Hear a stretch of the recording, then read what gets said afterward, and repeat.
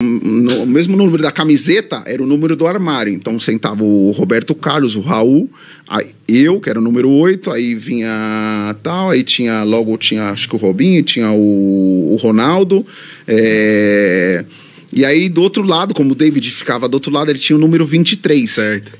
E assim, aí teve um dia que eu cheguei e tal, aí o Roberto ainda não tinha chegado, aí chegou o Ronaldo, a gente tava na resenha, o Zidane tava também, o Zidane era o número 5 e tal.